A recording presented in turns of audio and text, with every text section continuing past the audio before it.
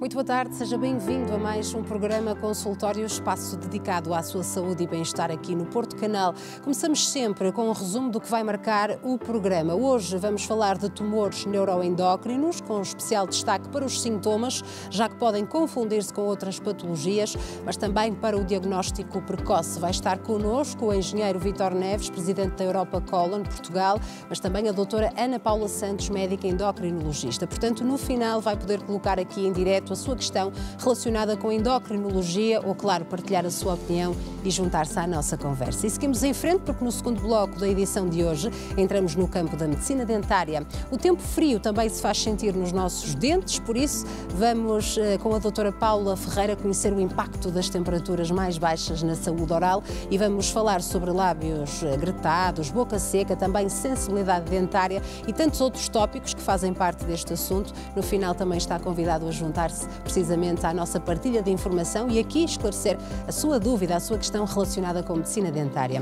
Ora, vamos aos contactos para estas duas especialidades. Já está à sua disposição o número de telefone 22-508-3297, para o qual pode ligar a partir deste momento para se inscrever, seja qual for a especialidade, endocrinologia do primeiro bloco e medicina dentária do segundo, portanto 22-508-3297. Pode também entrar em contacto connosco através do endereço de e-mail consultório@portocanal.pt.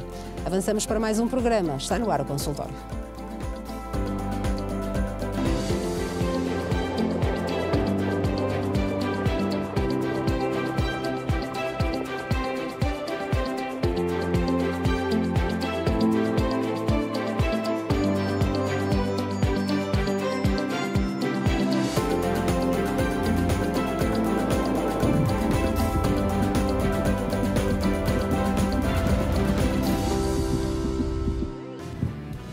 Avançamos então, vamos falar da sua saúde e bem-estar. O dia já está apresentado, portanto, obrigada por já estar desse lado aqui connosco no consultório.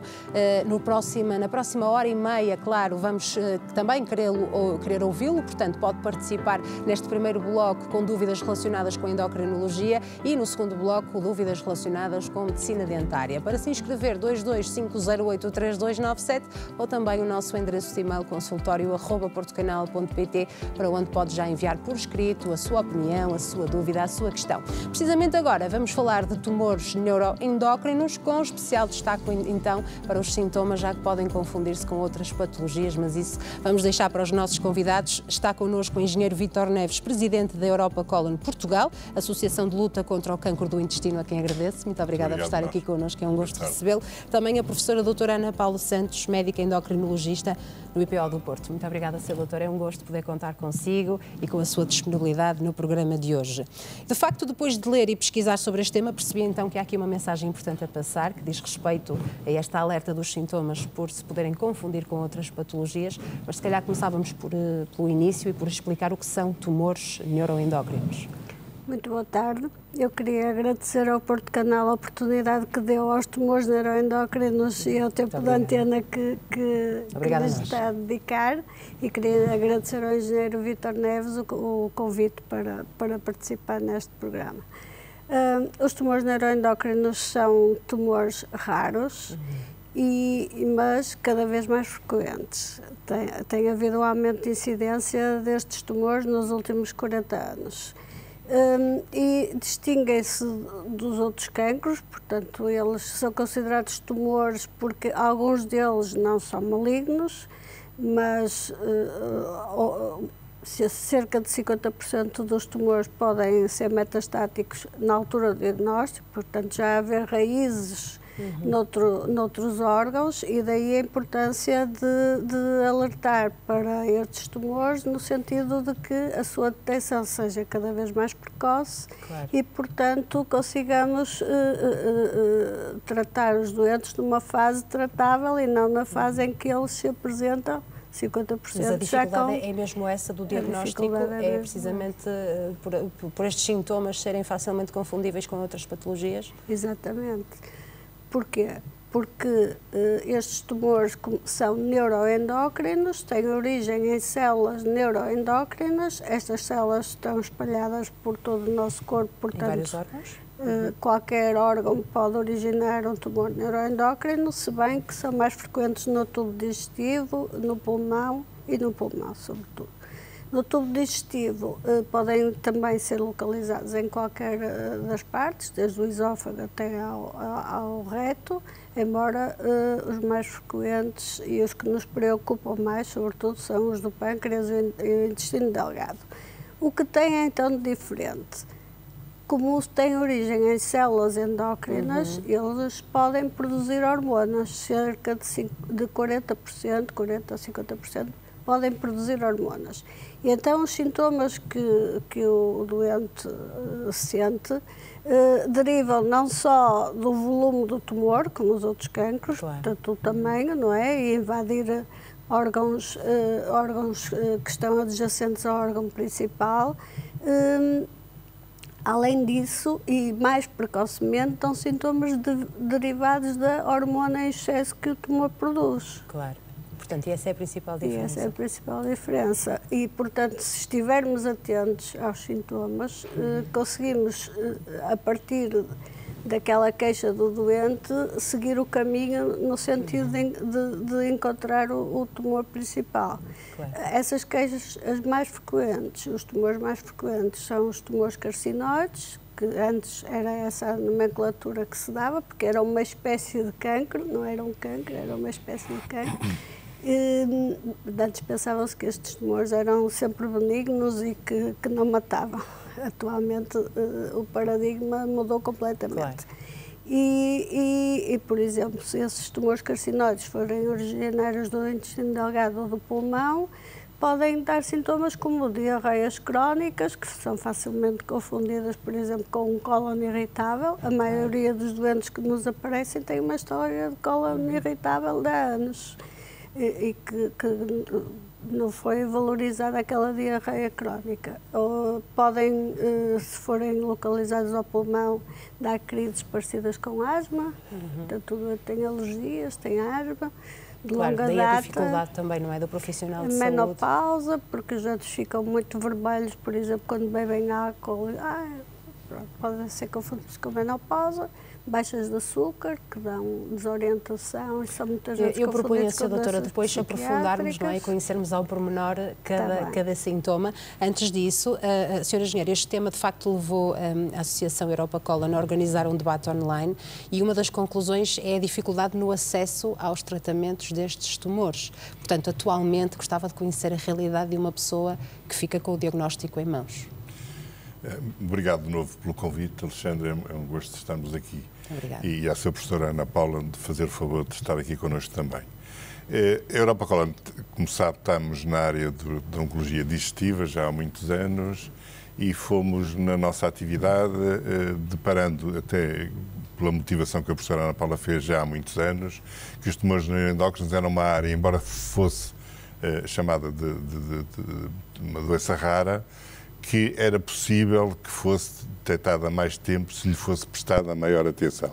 E então a Europa Colon Portugal decidiu conceber aquilo que nós chamamos uma comunidade de tumores neuroendócrinos e com o grupo de estudos de tumores neuroendócrinos, a Sociedade Portuguesa de Medicina Nuclear, a Associação de Médicos Clínica Geral e Familiar e a Sociedade Portuguesa de Oncologia, fazemos várias reuniões em que estão todos esses médicos, têm uma casuística muito grande relativamente ao tratamento destes tumores, para que, de facto, se possa constituir uma valorização dos sintomas que os doentes, normalmente, quando chegam aos médicos assistentes ou dos cuidados de saúde primários, evidenciam, que os médicos valorizem os sintomas que lhes são atribuídos e que uma das grandes causas é que, por exemplo, grande parte destes tumores são diagnosticados aos 5 anos, só 1/3 deles é que são diagnosticados a tempo. A tempo é num tempo curto em que a intervenção da medicina possa ser oportuna e possa ser feita com resultados evidentes. E, portanto, a Europa Colon tem estas duas linhas, que é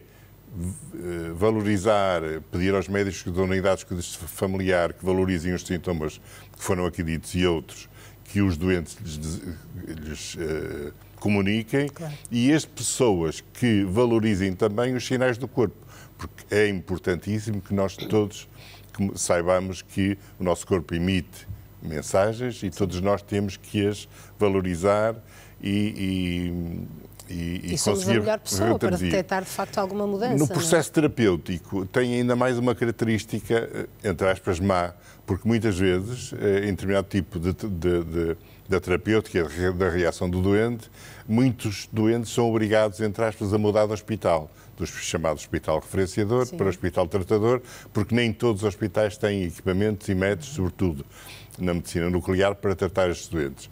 Os processos de transferência, às vezes, o atravessar de uma rua pode demorar meses. E a Europa Colana percebeu-se disso e, portanto, também tem uma interferência na agilização dos procedimentos administrativos, de maneira a que, de facto, aos doentes consigam chegar as terapêuticas adequadas em tempo oportuno.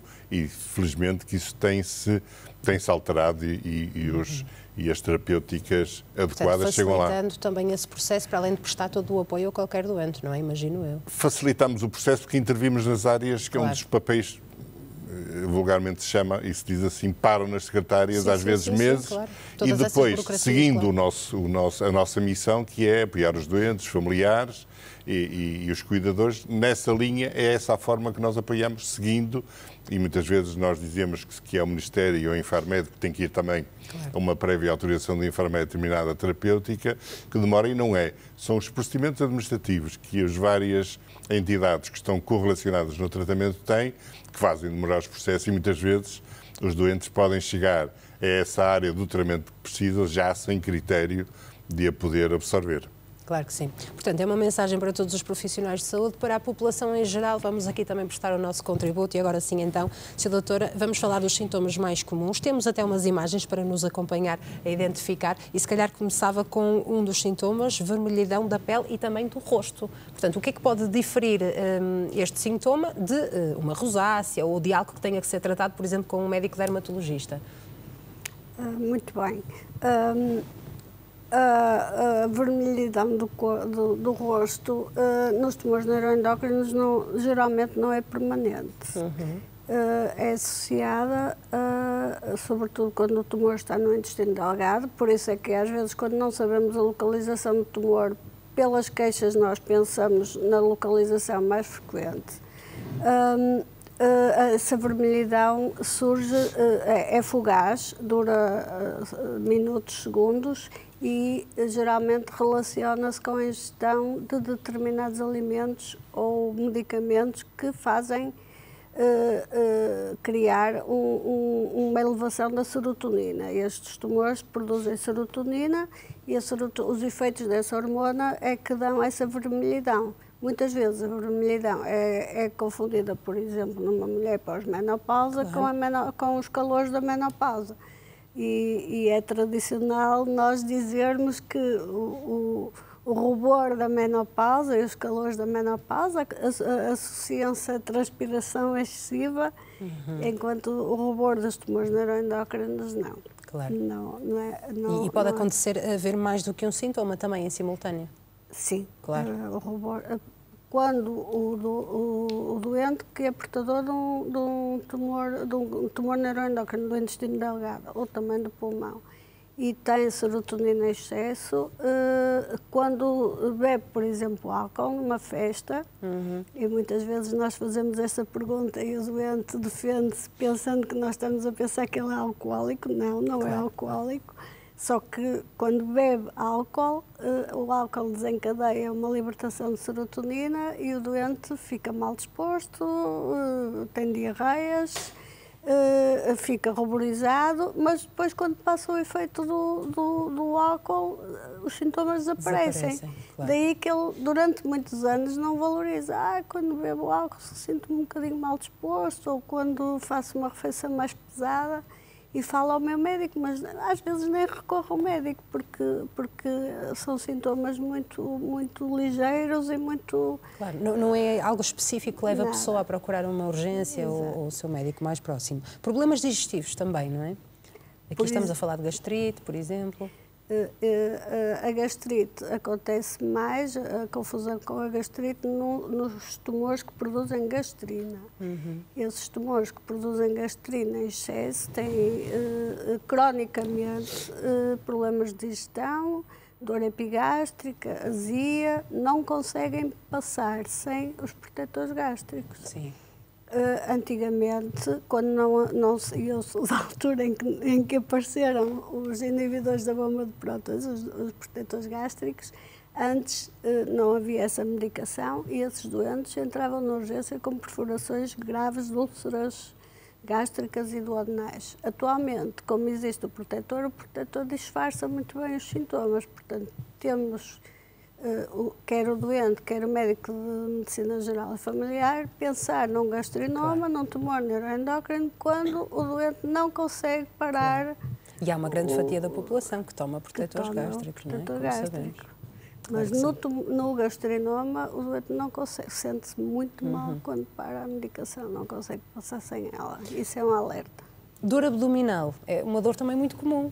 Todas as pessoas já sentiram pelo menos uma vez na vida, não é? Exatamente. E alguns dos nossos doentes têm várias idas à urgência, em que são vistos por um médico que não é o médico assistente dele, que não o conhece, e que, por dor abdominal recorrente, é medicada, fazem um exame para despistar uma situação de emergência de uma cirurgia urgente e o doente tem alta. A sorte mesmo de alguns doentes é essa dor ser tão violenta e haver uma suspeita de uma oclusão intestinal, de uma obstrução, e serem operados. São esses os doentes que são diagnosticados na fase curável. Temos alguns doentes que tiveram essa sorte de ser operados porque o quadro abdominal era tão violento que obrigou a uma atitude. Portanto, de tal forma incapacitante, não é? Para as pessoas também conseguirem distinguir esta dor abdominal. Mas a maioria das vezes não. São dores que vão e vêm. Alguma coisa que comeu, ficou mal disposto, foi à urgência, é medicado e vai para casa. Daí a dificuldade, Sra. Doutora, de facto, de existir um diagnóstico, não é? Exatamente. Muito bem. Estamos a falar de diarreia também. A diarreia crónica, lá está. Mas da minha experiência, da experiência que temos na consulta, que fazemos a consulta de tumores neuroendócrinos no IPO do Porto já há alguns anos, essa diarreia que é descrita nos livros e que o médico, e eu própria, quando tirei o curso e quando fiz a especialidade em endocrinologia, aprendi, foi que os doentes com tumores carcinoides têm, ou tumores neuroendócrinos, têm diarreias profusas, que não conseguem sair da casa de banho. Isso é numa fase mesmo muito terminal, porque na fase inicial são, como disse, diarreias intermitentes que se associam a alguma coisa que ele come e que o faz sentir mal, mas que depois passam e ele desiste de ir ao médico porque afinal já ficou melhor. Um alerta também para falta de ar, tosse e dor no peito. Esses sintomas têm mais a ver com os tumores neuroendócrinos quando são originários das células neuroendócrinas do pulmão. Claro.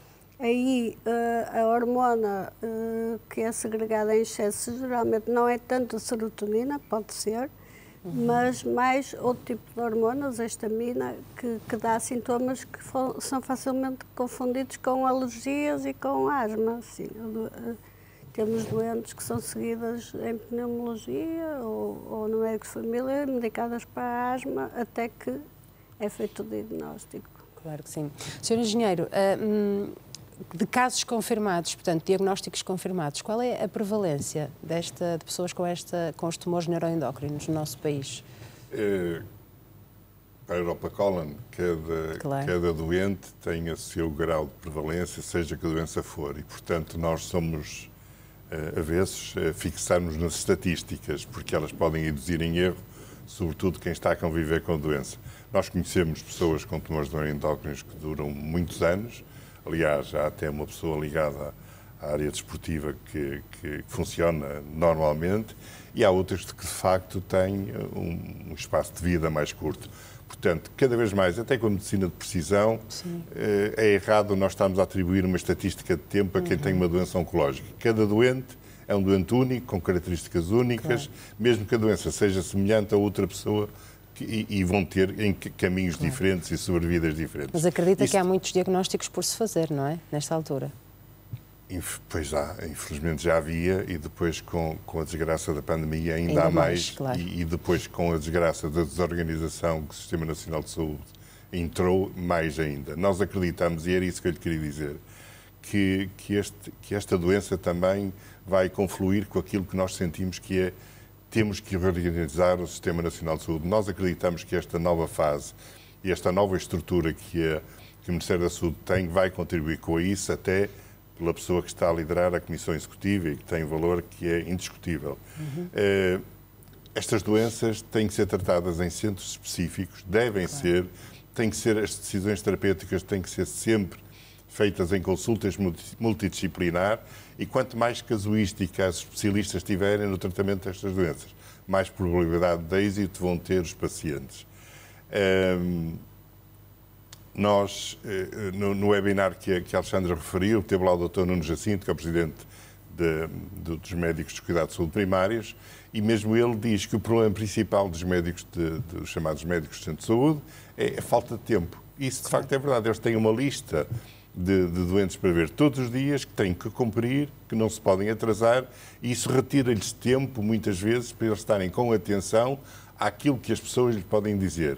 E exatamente por isso é que nós estamos a fazer estas campanhas, para que eles, de facto, percebam, se aperceba a necessidade que o tempo que os médicos têm, não só aqui, mas aqui especificamente para darem atenção aos sintomas que os doentes têm, estarem preparados para prescreverem um ou outro meio complementar de diagnóstico mais simples para despistar, correndo o risco de não ser nada e, se calhar, ser um gasto pequeno que era possível evitar, mas pelo menos fica definido que aquele doente fez um primeiro teste em tempo oportuno. Agora, o tempo que os médicos têm, seja em oncologia, seja nas unidades de cuidados de saúde primários, tem que ser aumentado. E os meios diagnósticos têm que estar disponíveis mais nos centros de saúde que só nos hospitais centrais. Portanto, com esta modificação que nós entendemos que tem que haver, vai haver cada vez mais possibilidade de nós termos uma política de saúde preventiva que consiga aumentar o número de diagnósticos precoces, porque a professora sabe, o segredo da estabilização destas doenças é que haja um diagnóstico quanto mais precoce melhor, possível, e para aí nós temos que ter uma política de saúde preventiva em Portugal e não uma política de saúde que só trata a doença. E, portanto, estamos numa fase em que todos devemos contribuir e, sobretudo, outra coisa que se nota muito é que os pacientes não participam nas decisões clínicas, ou seja, como são de alguma forma mais ou menos complicadas, então os médicos, que com a falta de tempo que têm, abstêm e passam para o degrau seguinte, e muitas vezes estes doentes andam neste processo um bocado sem saber, agora vou para outro hospital e porquê, e eu não consigo a aprovação tão cedo e porquê, e, portanto, convém cada vez mais a comunicação que os profissionais de saúde têm com os pacientes e com os familiares seja aumentada, seja precisa e eficiente, porque quanto melhor o paciente estiver no seu processo... também. Exatamente, claro. Informação. Quanto mais ele estiver informado e relativamente a tudo que se passa com ele, mais probabilidade de êxito tem do processo terapêutico ter resultados positivos. Claro que sim. Sra. Engenheiro, muito obrigada pela sua presença, por esta partilha de informação. Digo-lhe só, Alexandra, que passou em rodapé com certeza uma linha de apoio da Europa Colon, que quem quiser e estiver disponível, ela funciona 24 horas, pode fazer as perguntas que entender. Passamos em oráculo. Muito obrigada também por isso. Muito obrigada, Sra. Doutora, também pela sua presença. Vão continuar connosco, portanto, vamos agora ouvir as dúvidas dos nossos telespectadores, precisamente sobre este tema que nos trouxe até aqui, ou também questões relacionadas com a especialidade em endocrinologia. Estamos aqui para o ajudar. Portanto, 225083297 é o número de telefone que pode marcar para se inscrever e depois participar em direto, mas pode fazê-lo também através do endereço de e-mail consultório@portocanal.pt. Pode até juntar-se à nossa conversa e partilhar connosco também a sua opinião. Vamos ficar à sua espera depois deste curtíssimo intervalo que vamos fazer já de seguida. Até já.